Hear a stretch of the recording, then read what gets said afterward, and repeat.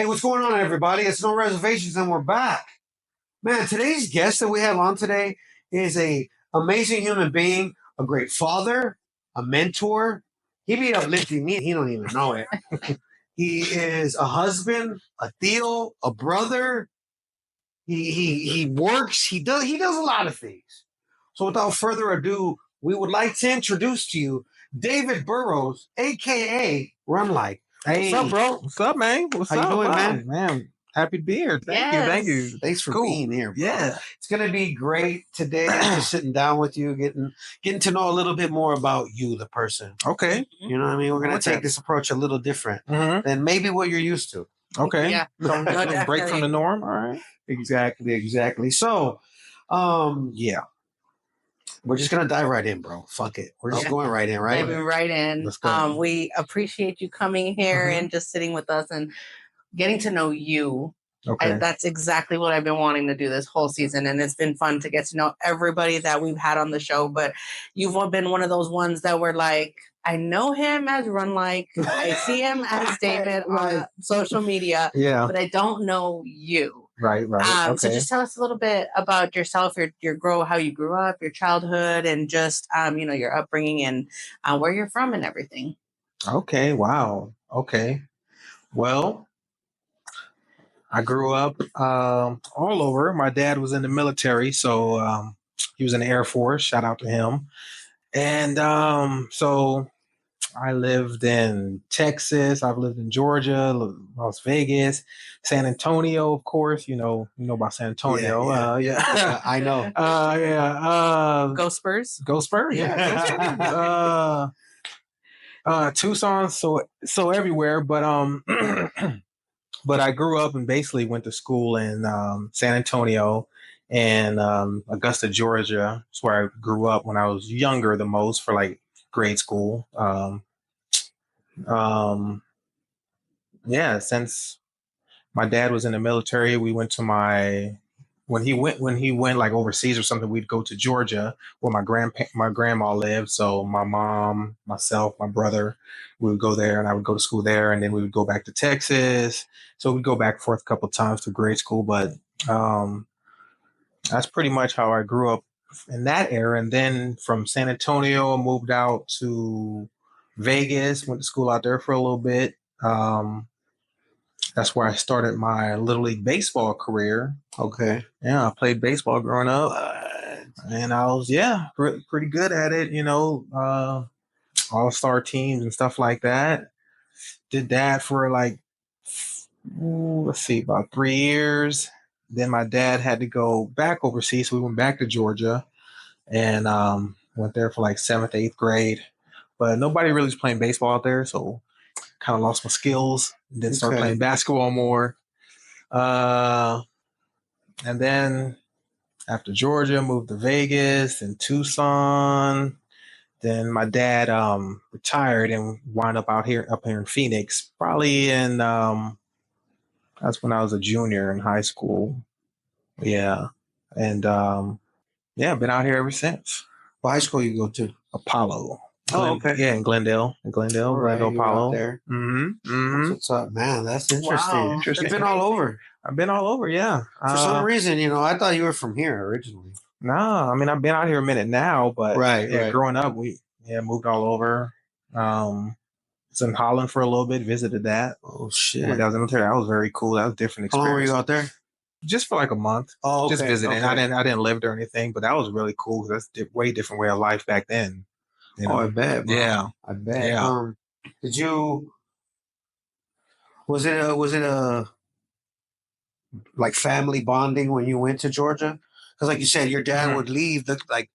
He'd have to go on a tour. Assignment. And so you'd go with your grandparents. Yeah, my mom and my brother. Was that your grandparents for your mom or your dad? Yeah, my mom. Okay. Yeah, my other family, they live in New York. Okay, but my other grandma lived up there. Yeah, but we visit them. I would go up there and visit her too, and I have cousins up there. Okay. Yeah.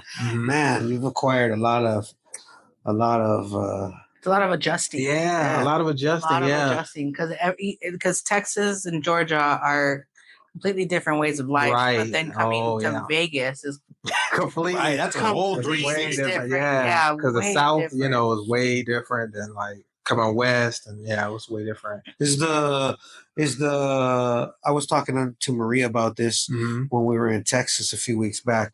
Is the country culture, like the culture between Texas and Georgia, right? Yeah. Is there similarities there, bro? Like As far as like the hospitality, or not so much how one speaks, yeah, the hospitality, but just like the hospitality. It's the Southern hospitality. It's just different because I don't really. I mean, Texas has it. I would say, but I think it's more so in South Georgia. Okay.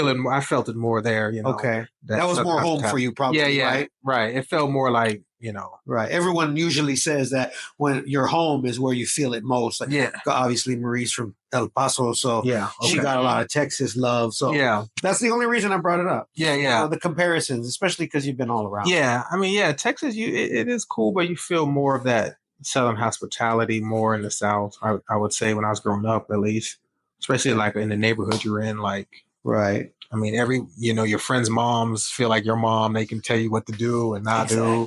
You know what I mean? Yeah, everyone's looking out for each other. It was cool. Community. Yeah, that's what you get a whooping from anyone. Yeah, exactly. Yeah, because everyone have free range. Yeah. Derek down the way or Jonathan up the street. Yeah, they were getting it too. Their parents or anyone on the block. Right. What happened to those times? Yeah, that was it's a different time we're in. Time we're in. I miss those times. That was great times. Yeah, but those are the times that really shape us as a person. It helps build us up to how we are. Mm-hmm. It builds our character up, and then we instill that into our family. Hopefully, later on in life, that we can take some of those lessons we learned in life growing up around our family and go, all right, now I'm gonna instill something. My wife, my partner into our family. So that's awesome, dude. Like, so speaking about family, significant others and stuff like that. When and where did you meet your wife? And like, how did that journey come about? That journey, okay. Oh man, that was in the club. You know what I mean? In the club back in the day. Club Rio's no longer there no more. Oh wow, I remember. Yeah, club. That's a long time ago, kids. Obviously, you have to have met her here. Yeah, met her here. You know what I'm saying? Yeah, so that's damn Club Rio. Just doing my thing on the dance floor and looked no over. Tambourines, nada. Just dancing with Nelly, little pimp juice action. Country grammar days. Got you. Just saw her, started dancing, got the number. See, this is back in those days, getting the number. Actually, better not lose that paper. Yeah, no. Was that during the Nokia snake phone days? Because I'm from Nokia time. I don't know what a regular person had. How did number get? Yeah, she probably gave it to you on a paper floor or something, or wrote it on your hand. You couldn't wash that hand or sweat. I'm not sure how that. That just goes to show how long y'all have been together. Yeah, it was 2000. That's wonderful, bro. Yeah, that's what it's about, though. Just connected, and then just relationship grew from there, and then and then that's how we have the family dynamic now. That's how. I mean, we're together for a minute, and then it was cool. I mean, like normal relationship, it was getting to know each other. Right. Ups and downs here, but we just persevered, kept going, and since then. That's what you got to do, though. Yeah. Especially like communication.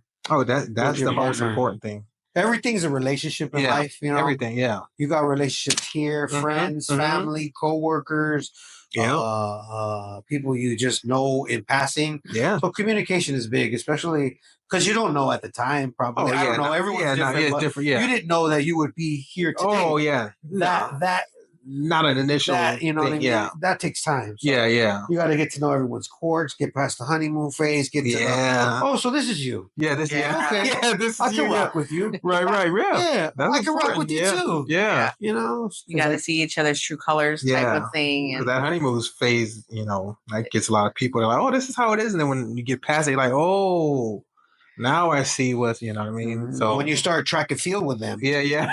After the honeymoon phase, and you hit them hurdles, right? They need the hurdle. You're either going to win the 400. Yeah. Or you're just going to go, ¿sabes qué? I'm not passing you the baton. I'm going, we're done. Yeah, that's done. Yeah. Yeah. You know, it's a journey, bro. Yeah, Like, yep. those are the blessings in life, though, that we get. We get our family that we're born into, and the chosen family. the chosen family that later on come in life that you build on. But you know, those are the foundations. Yeah. Like the upbringings, the person you are. Like, can you get past the honeymoon phase and keep going? Yeah. In anything in life. Yeah. I mean, it could be your job. It can be anything, whatever you're doing. I mean, your career, music, hobbies. It's always going to have that phase, I think, in the beginning where you're like, oh, yeah, I like this until something doesn't go your way. You meet a little obstacle, and then you're like, I don't know if I want to do this no more, or you want to change up. Can you persevere and get through it? Right. You keep it interesting, too. Yeah. Yeah. I noticed a lot through Facebook and everything.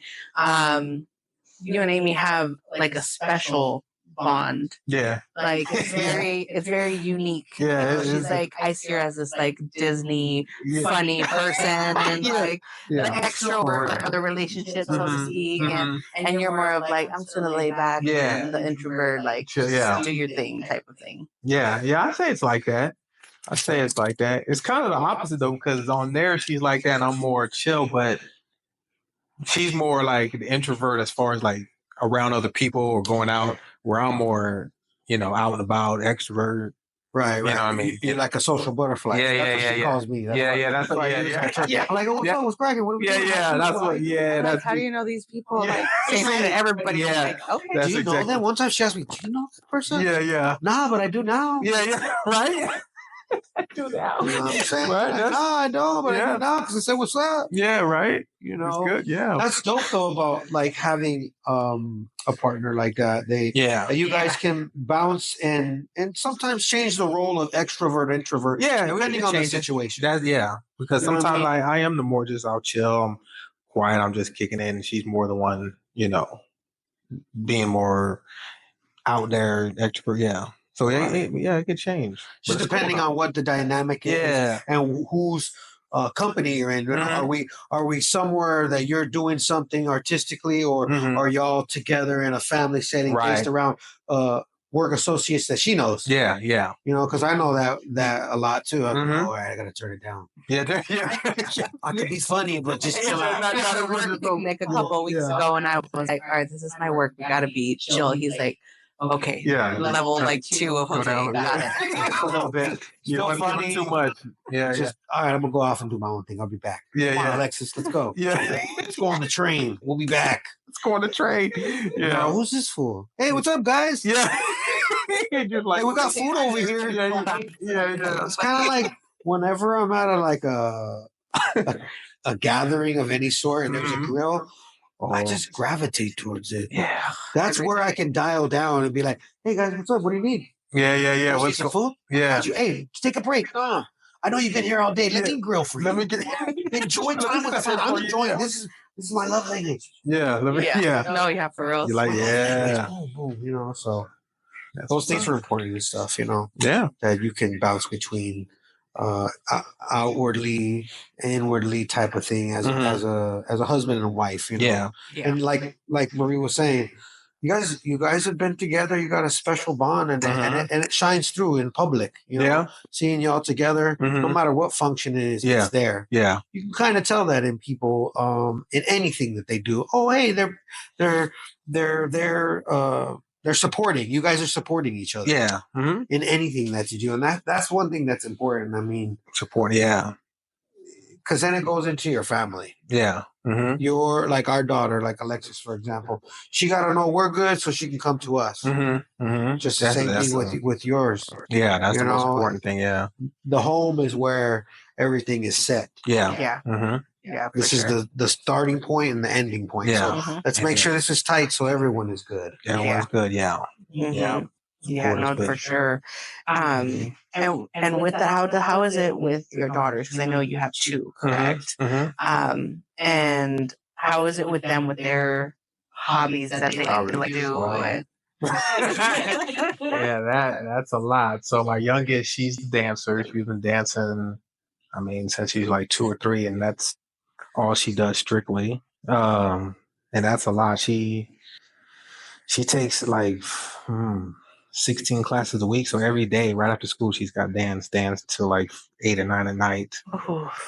And my other daughter, she's in high school. She's about to graduate, but she was playing basketball. But she's been doing that for a while. But she tried other things. She tried dance. She tried gymnastics. So she bounced around a little bit. But I mean, she stuck with basketball for a while, and she's about to wrap up her last year doing that. She's playing club now. But yeah, I mean, weekends we have tournaments, we have dance competitions, classes, practice. So that's when, working together is most important. We got to compromise our schedules. Like you're taking this one here, I'm going here, Right. So yeah, that's definitely a lot of flyer miles. Yeah. That's when you racked up them points, bro. Yeah. That's when the compromise and communication is super important. Oh yeah. Because we gotta work that out. And this week you can go, you do the dance. This week I'm the dance dad, you're the dance mom. I'm the basketball dad, you're the basketball mom. So we try to even it out. Right. But I mean, yeah, it's fun. We like it. Oh, that's crazy, bro. Because I'd be seeing you all over. Yeah. Everywhere. Yeah. Competitions, sometimes to 2 tournaments. places. Yeah. 2 places at once. Sometimes you gotta be on the same day. Yeah, like I'm over here to see this couple of routine. Let me get back over here for this game. Yeah, it's a lot, but I mean, just trying to be there for them to do things they love. So right, and support them. Yeah. Let them know that you're there to support whatever they want. Until they figure out what's their thing. Yeah. Because that's a forever thing as a parent. Yeah. No matter how older they get. Or where they endeavor into, it's like, all right, I could do this because my parents were there. I know it's instilled. My confidence is instilled because of their support. Right. Yeah. Because we could only imagine, like when Alexis was doing theater, not so much all at once, but you're like quadruply scheduled. Because there's your work. Then there's a schedule of your daughters and their after school curriculums, and then your wife's schedule. Yeah, and making that all work, and underlining that with a job that understands this about you. Yeah, because again, communication. Yeah. You're letting them know, hey, look, I got I got the whole next 17 weeks planned. Yeah, please give me these days off. Right. I'm good for it. I'm good for it. Yeah. So how's it going to be when your daughter graduates? Does she graduate this year? Or she'll graduate next year. This year, yeah. This year. So there are a couple weeks left. Yeah. Oh man, I can't even imagine. Ours is just going into high school. Just going in. Yeah. So we're at that stage where we're like, how do we feel about the next 4 years? Yeah. So how was it knowing she was going into high school and now the 4 years have passed? And now she's about to graduate, like your firstborn. Yeah, that's the part. It doesn't even seem that long ago where she just was going to high school, and now just like that, it's already over. I mean, it's crazy. She's been ready for it though. She's been wanting to get out of high school. I'm like, you might want to pump the brakes a little. It gets different when you get into the real world. But I mean, she's ready for it. She's enrolled in community college already, so she's looking forward to it. But her high school journey it was pretty good. She was a pretty good kid. I mean, not too much drama or anything. The normalness of like girls and teenagers. Yeah, and it wasn't as bad as I thought it was, because you hear a lot. But I mean, for her, it was pretty good. My youngest, she's a freshman, so she's still getting ready to see how that turns out. But yeah. How does it make you feel knowing that they're all how fast they're growing up? Old. Right? You just want to stop time, right? Yeah, like, yo, hold up. Like that one show. Yeah, right. Yeah. I mean, yeah, it just shows you, man, time it's important. You gotta enjoy every moment, second, because it's just, you think like, 4 years, but then you look back, it's like, man, already it's gone that quick, and just gotta soak it in and enjoy it, you know. Yeah, but I mean, other than that, it's kind of like an accomplishment just seeing them go through and make it all the way, and now they're going to graduate. So I'm sure my allergies might flare up on that day. I don't know. It might get something. It might be. It might flare. That's a bad allergy day. Yeah. They say cookouts, so onions will be cut. We'll see. Yeah, well, high school graduation is the highest allergy day. Yeah. It's recorded in history. highest Okay. allergy day. High school graduation day of any type is a high allergy time. Yeah, you know. Pollen levels are just crazy. Up, right? Yeah. It just gets you all right here. Yeah. But you know, isn't it crazy though, bro? How when we're growing up, it's like, oh man, dang, oh, wait, hold on, slow down, and then it slows down, and then we have a family, and then you're all, hey, right. Turn the alarm off. Yeah. What do you mean we're graduating? Right. Yeah. What do you? Hold on. Yeah. It was just barely into high school. Yeah. Because like, Alexis, man, voice. Man. I remember picking her up on her last day of 6th grade. Oh, yeah. And I was like, I remember 2 years of middle school. Oh, my God. Yeah. Like, how does it feel? And now I'm like, I cried that whole day. Yeah. I was like, oh my gosh, she's going to middle school. Yeah. And then I dropped her off at 7th grade, and I was like, okay, I've got 2 years to prepare myself. And then now we're here. We're in a couple of weeks she's out of 8th grade, and I'm like, wow, yeah. I'm not. Yeah, she's taking French class too in high school already. Yeah. Oh, so nice. She was giving us a precursor. Yeah. Like, hey, next year. Yeah. First period is French. French, okay. Yeah. So she goes to high school, does her French, and then walks back to the middle school and does the rest of her day. Oh, okay. So she's kind of getting herself ahead and just knowing like she has a plan. Yeah. I want to be a forensic scientist. Like, this is what I want to do. I need to study more in my math and my science. Mm-hmm. Wow. So she's like, you know, I can take college classes while I'm in high school. And I was like, hey, I will help you, whatever you need. Right, that's good. Yeah. So it's good to know that you got your daughter's in the third world and community college. Well, is she going to be playing basketball outside as well? No, she's done. She's just done with that. Yeah, she's done with that. Yeah. Okay. Yeah. That's how I felt when I played softball. Yeah, I was like, and then after that, I injured my knee my freshman year. I had surgery my senior year. And obviously, when you have an injury, like, you're a liability to anybody. So I didn't get to play college ball. So and I was just like, okay, well, yeah, what it is. Yeah. I mean, she could. She had some possibilities and offers, and me, I'm like, yo, what are you doing? But she's burnt out, and she just just wants to do something different. So I'm like, hey, you gotta live it and see what you do. Yeah. Oh, man, I'm not ready. Yeah. We're just taking a page out of your book, right? Yeah. You got double duty again. Yeah. Your schedule was crazy, so I was like, yeah, he's doing it. Look. Yeah. You know, she was doing softball. She's done schedule is crazy. Yeah. Softball, volleyball. She played soccer. She did theater. She's been in choir. Plays the violin. Oh wow! She now makes beats. Yeah. Yeah. Okay. So she does. She's in a little bit of everything right now.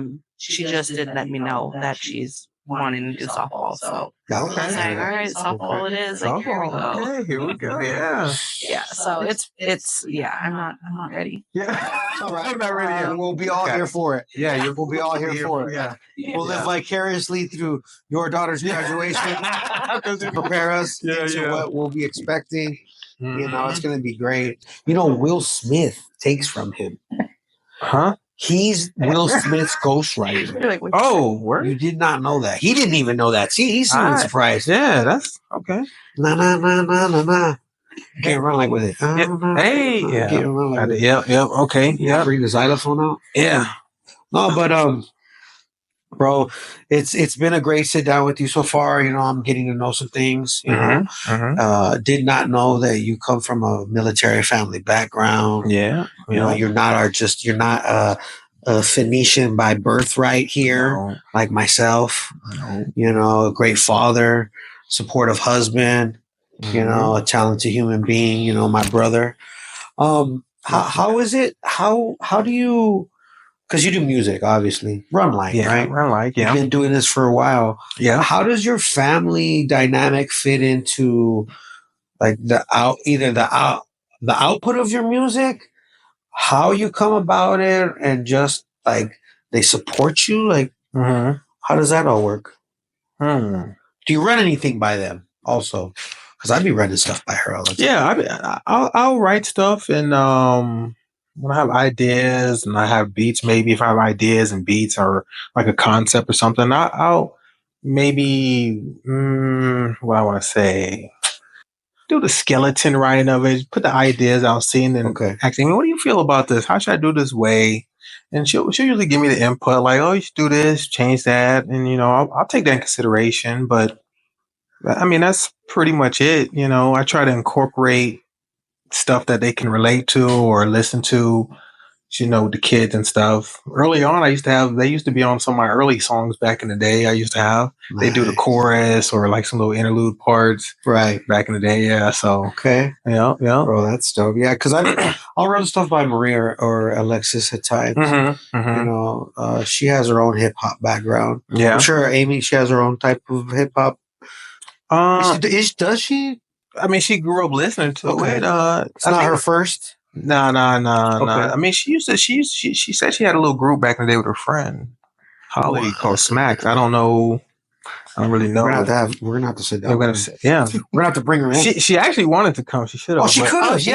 Yeah, she totally could have. You know what? For season 3, we're gonna ask her to be on. Okay. Yeah. Okay. Yeah. You think so? That'd be good. Yeah. All right. Yeah. We'll let her know. We'll pass it on. She'll even see it in the video. You're gonna be on season 3, Amy. All right. Okay. Yeah. So I want to see this. Oh, this is gonna be interesting. This what was the group back in the day, fool? What was that? There was one. Taylor Dane. Oh, Taylor Dane. Your wife was Taylor Dane? Maybe. That could have been the group. We're gonna find out. She's gonna be here. Okay. Taylor Dane and them. Yeah, Taylor Dane and them. But the family part of them being included in your music in any way is important, at least. Because if you can't share your art with your family, how can you share it with the world? Yeah. Even take their input. Yeah. Because sometimes Maria will be like, why are you rapping slower than the beat? And I'm all, what are you talking about? Yeah. What do you mean I'm rapping slower? That didn't happen. Yeah. I'm listening to it right now. Yeah. And what is this? What is this debauchery? Yeah. What are you doing? Yeah. Are you experimenting? Yeah, what is that? No, fool, look. Yeah. This is how I rap it. Fool. Yeah. Slow. Still slow? Still slow, yeah. Maybe that's like you're behind the beat too much. Yeah. That's probably what it translates musical terms, but who knows? Slow and slow. But But my point is that your style of music is uplifting. I'll break out the xylophone every once in a while. Yeah, it's always great. Yeah. But it's very uplifting and moving. And like we were saying, off camera when we were at commercial break, was you represent who you are through your music, but there's no need to curse, obviously. Okay. Yeah. You're not so, I don't like to call it clean cut, right? Yeah. But you flex the vernacular as a lyricist and go, but I don't need these words. Right. So we're good. I could paint mad pictures. Yeah. I think so. I try to do that. Yeah. And was that a conscious thing going into music? It was kind of.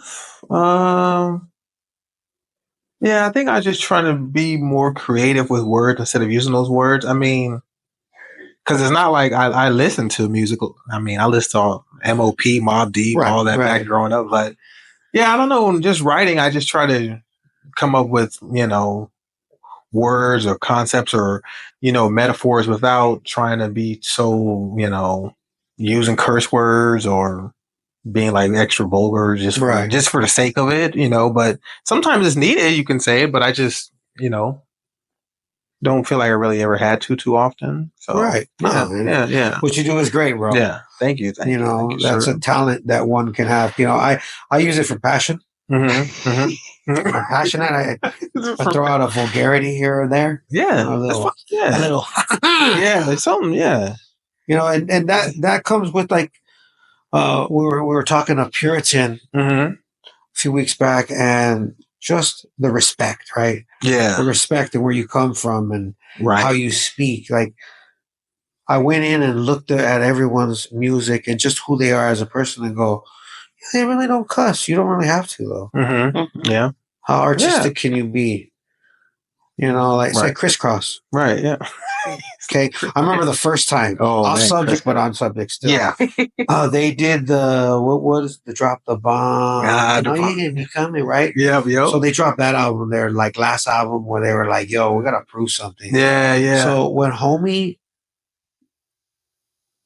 because they never cussed, but right. Yeah. when one of the Chris's you spelled a cuss word backwards, Yeah. Yeah. Yeah. Yeah. and how he said it, Yeah. I was like, homie did it. How did it? He cussed without cussing. Right. Yeah. It's real slick. Yeah. He really cussed Yeah. backwards, forwards. Yeah. Not really. So you you got to be able to flex words. Bro. Yeah. Like, That was one of the things that I noticed because we talked to 001 and it was I met him because he did a song with him and that was his only rule. No curse words. Please do not curse. Yeah. Say everything but do not curse. Here's a concept. You can say whatever you want. Just do not curse. Yeah. And that I know was hard for him because he drops curse words every other like. Not like that. Now you're over that. You act like there's a censor person going. You did it. They hit Morse code. Be one. There's one for you. Whoa, you're lying. She's lying. I said sometimes. Let me know. Do I cuss that much? Am I Morse code? But yeah. No, but when we went and we talked to him, and he talked to us about his beats and what the music he puts out, and that was one of the things we talked about. I was like, there's not a lot of like people that actually rap without cursing. And he was like, well, can you name anybody? You're the first person. I was like, Runlike doesn't. And he's like, you're right. I was like, yeah, I've never heard a curse word. Like not even just in talking with you. Do I ever hear a curse word? Dang, that's crazy. Yeah. So I was like, oh, wow. He was raised right. That's what Puritan's mom would say. You were raised right. Yeah. Not that people who cuss aren't raised right. Right. But again, it encompasses who you are. Who you are is encompassed through your roots, right? How you I think it's the military background though too. Yeah. Was it very strict with that also? Like just strict as a whole because of the background growing up military? It wasn't really. No, it's just that I don't know. I just always respected my parents and what they put forth for me and what they allowed me to do. So I felt like I didn't want to. I always felt like I didn't want to do anything to disrespect them or make them look bad in a way. Because if I'm acting a certain way, you're kind of like a reflection of your parents. You can be, depending on how you are. But yeah, I mean, they weren't too strict for the main part. For other, like I knew military, some kids that could be strict and crazy and they gotta fold your bed, tuck this, do all that, but I never really had to do that. But I just had that respect for them that I knew I didn't want to disappoint them or anything like that. Yeah. Oh man, that's amazing. So where did the name Runlike come from? Well, it came from when I first started rapping. I used to be in a group called the Hell Brothers. And this was way back. Did you cuss that? No, actually, there were some songs to cuss that. Okay. There were a couple I threw out there, yeah. But two homies, we're the Hell Brothers, and the Hell stood for Hope Everyone Likes Lyrics, HELL Brothers, and we all had Hell as part of our name. So it was my homie Hell Broke Loose. There was All Hell. There's my other guy, he was like what's the word? He wasn't in the group, but he was an honorary member of the group. Like adjacent to it? Yeah. He was What the Hell? And my name was Run Like Hell. So that's where that came from. So we were the Hell Brothers. We all had that. And we did shows. We did some shows back in the day, just like one or two, I think. But we'd always be on Mill battling and doing that stuff and running around. But when Mill was Mill. Yeah. But we were too busy running around trying to club, and we were hooping all the time and stuff. So we really didn't get too deep into the music. So everyone kind of broke off, went their own way. And then I still started doing music, and I just took the hell off and just went Runlike. So I took the hell off, literally. Just took the hell off. Yeah. Yeah. But you just ran with it. I'm like, well, I like the way that sounds still. Yeah. That's super ill, bro. Runlike. Yeah. Because it could be run like anything. Anything, yeah. But even so, it's like It's like the Killer Cam Murder Mace, right? Yeah. Before they were known as who they already are known, Right. it was Murder Mace. Murder. Yeah. It was Killer Cam. Yeah. And now it's just Cameron Mace. Mace, that's it. Yeah. But like, I'm like, hell, bro, that's crazy. And then the acronym for the crew. Yeah. It's like turning a. Oh, I know what this is. No, you don't. Yeah. It's an acronym. Yeah, that's it's right. Like you guys, that was the point of it. Yeah. Like even in a way of like Bone, because there is no other crew that I know. Yeah. Or can really think of that goes. The title's in your name. Yeah. Yep. Yeah, Flesh and Bone. Like Drake and Nori. Doesn't Drake and Nori have like their names are acronyms as well? Oh yeah, Nori's is Drake. Oh, you're right. Drake's is Do Right. Do Right. Kill everything. Is that what that is? Yeah. Oh yeah. And then Nori is No One. I don't remember. It's funny because you're the one who told me about Nori. I did. Someone who told me about Nori. I've always been done one, so yeah. I've always been done one, the finisher. But it goes like in a. Well, how did that become?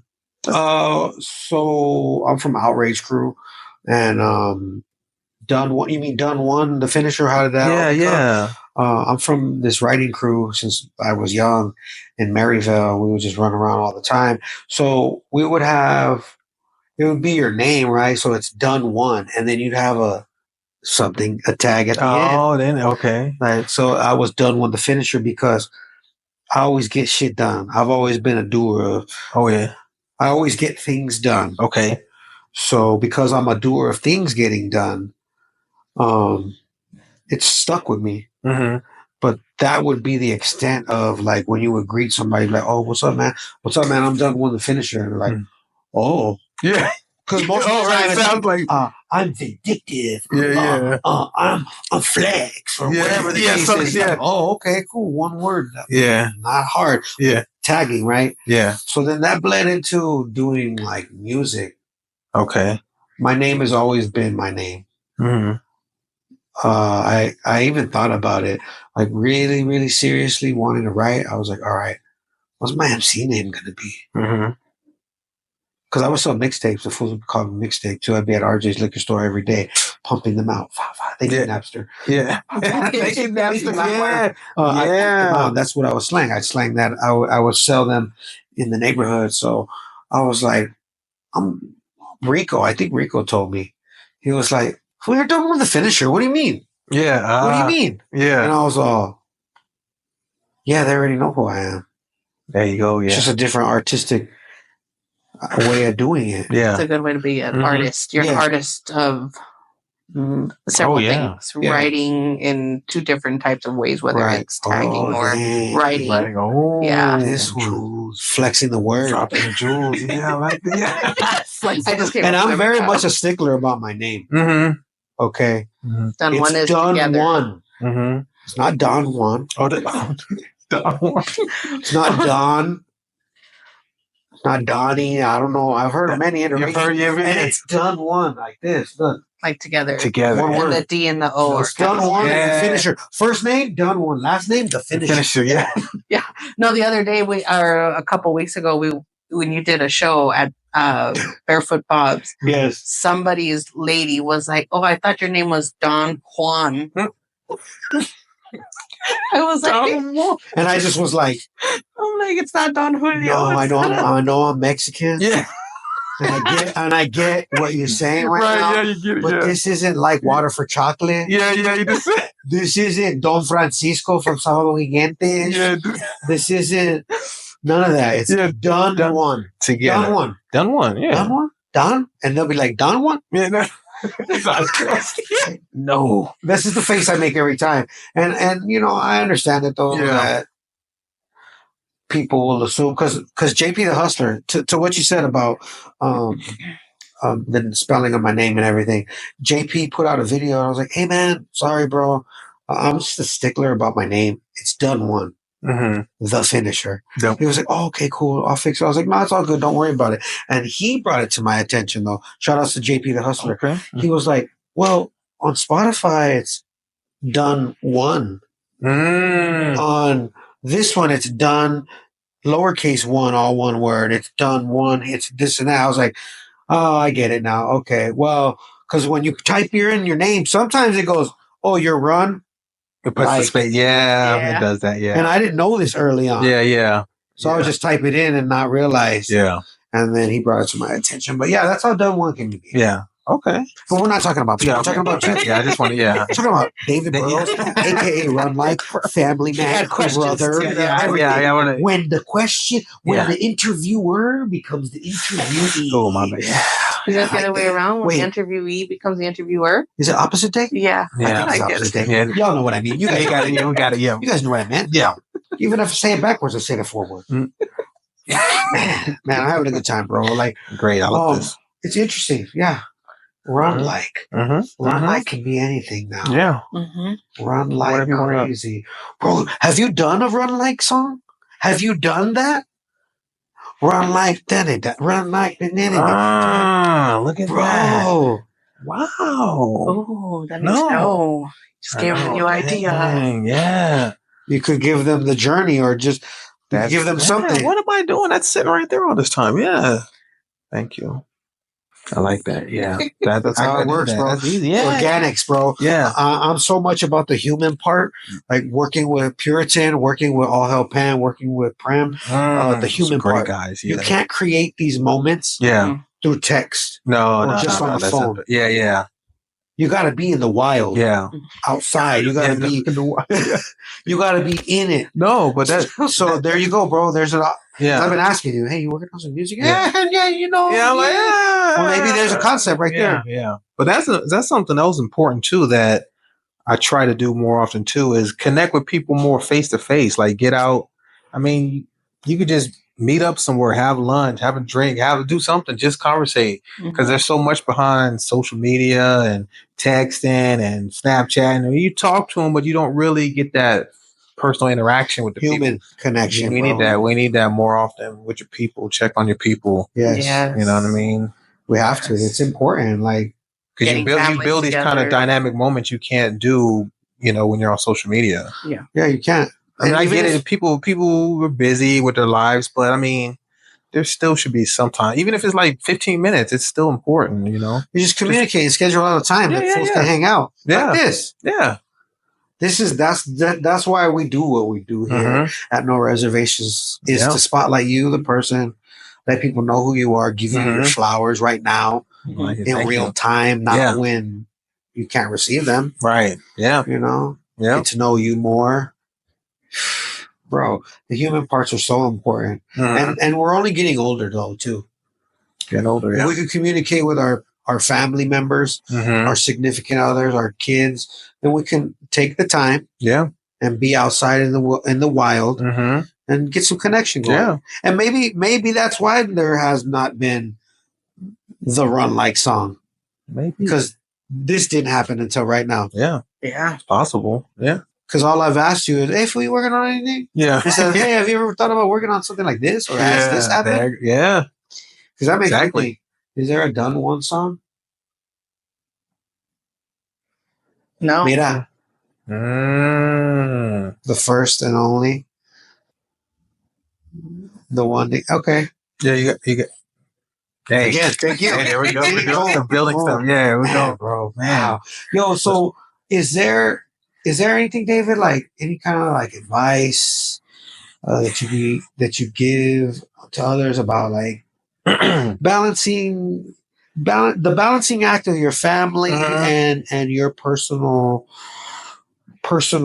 endeavors, whether it be music, art of any kind. Like, what would you tell people? Somebody, anybody? I would say that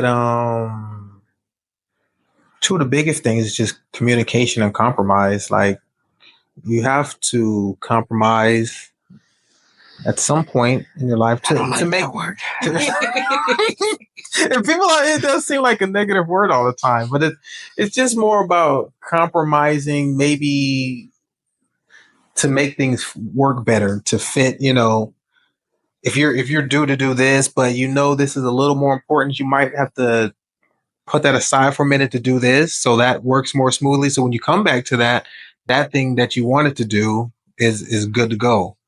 I mean, it could be anything, but I just think and the communication part is important because you have to make sure, if it's when I'm dealing with Amy or the kids or work or anything, like you're letting it be known what it is you want to have done and need to have done, but it works around as it's like a team. Everything has to revolve around each other and work with the same synergy so it works smoothly, or else, if you're not willing to compromise what's going to slow something else on this side, then you start, doesn't run as smoothly. So compromise, communication, respect. All this stuff is just basic little foundation, I think, that are important. Okay. To get the things moving smoothly, yeah. Oof, some deep stuff. This is the only way this stuff happens. This guy, your father, yeah. your brother, your husband, my brother, the rap dude you didn't know about, because it's more than that. Yeah. But yeah, getting together with people, bro, communicating is important because it's more than just the music. Yeah. Mm-hmm. Oh yeah, definitely. Nice. We can have you, bro. Nice. Yes. Glad I could be on here. Yes, sir. Yes, thank you so much for joining us. We appreciate you opening up, and now we get to know a little bit more about you. Yeah. Yes. All right. Yes. Thank you so much. Clam. So you guys heard it here first. Thank you, brother. No Reservations at 7 p.m. every Thursday. And we out, guys. Peace.